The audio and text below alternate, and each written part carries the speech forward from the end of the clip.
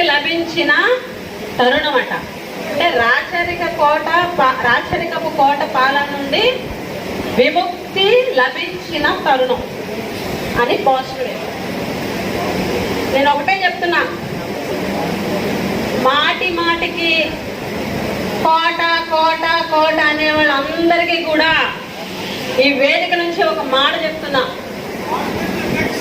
మేరంగి కోట అంటే దశాబ్దాలుగా ప్రజలకి సేవ చేసిన శత్రుచర్ల కోట.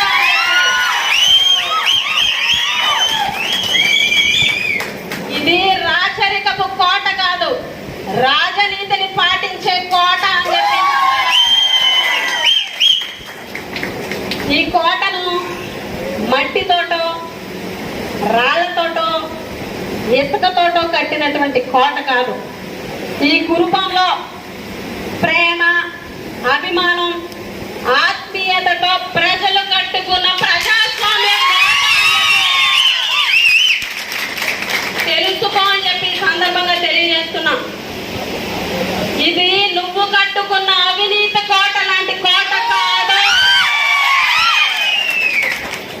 నువ్వు పుట్టక ముందే ప్రజలకు అండగా నిలిచినటువంటి కోట అని చెప్పి సందర్భంగా తెలియజేస్తున్నాం.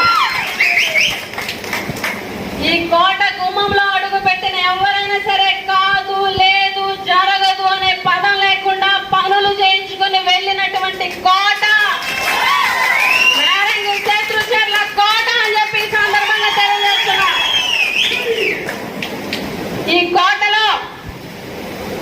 ఈ కోటలో ఉన్నది అధికారం చలాయించే రాజరికం కాదు.